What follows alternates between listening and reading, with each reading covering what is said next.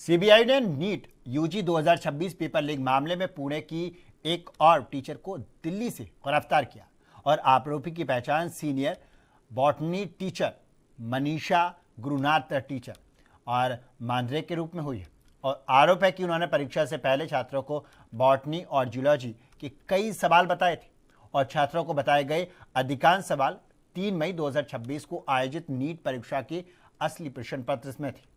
और सीबीआई ने के मुताबिक मनीषा गुरुनाथ को एनटीए ने नीट परीक्षा में एक्सपर्ट के तौर पर नियुक्त किया था और उसके पास से बॉटनी और जूलॉजी के प्रश्न पत्र तक पूरी तरह से पहुंची थी।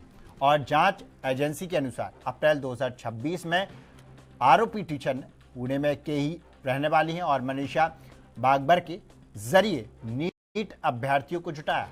और मनीषा बागमारे को सीबीआई पहले ही 14 मई को गिरफ्तार कर चुकी है।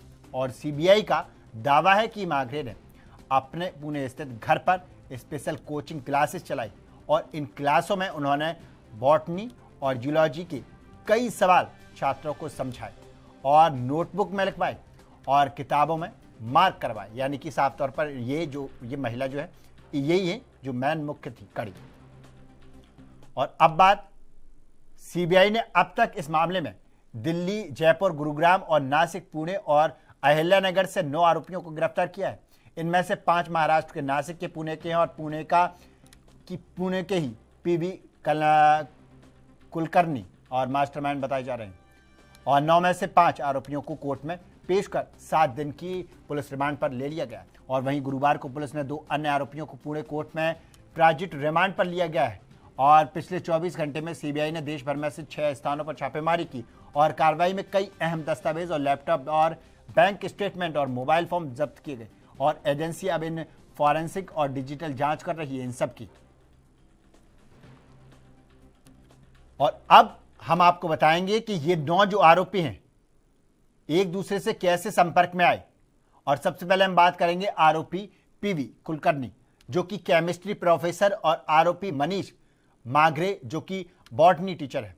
और ये दोनों एनटीए के सीधे संपर्क में हैं। मैंने आपको जैसे अभी बताया कि दोनों सीधे संपर्क में हैं और दोनों पेपर सेट करते थे और कोचिंग में बच्चों को सवाल बताए इन लोगों ने। और अब बात करेंगे हम आरोपी मनीषा बागमरे की जो इनसे कैसे कांटेक्ट में आई वो हम आपको बताएंगे कि ये दोनों टीचर के संपर्क में आई।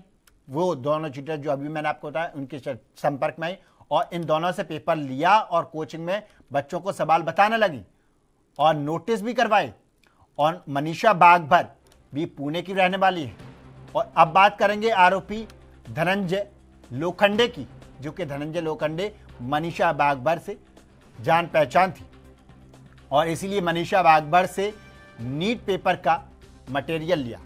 और अब आरोपी शुभम खैरनार की जिसने धनंजय लोखंडे से सवाल भेजी और फिर शुभम ने टेलीग्राम के जरिए 29 अप्रैल 2026 को सवालों की पीडीएफ बनाई और फिर आरोपी शुभम ने गुरुग्राम के यश यादव को पीडीएफ भेजी और बदले में 15 लाख रुपए और दोनों के बीच में व्हाट्सएप चैट भी मिली। और पीडीएफ में फिलहाल केमिस्ट्री और बायोलॉजी के सवाल थे।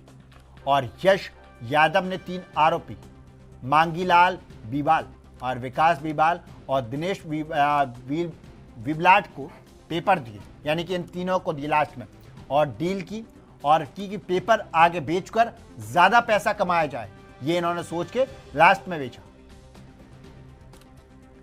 और अब हम बताएंगे आपको कि नीट यूजी पेपर लीक होने के बाद नेशनल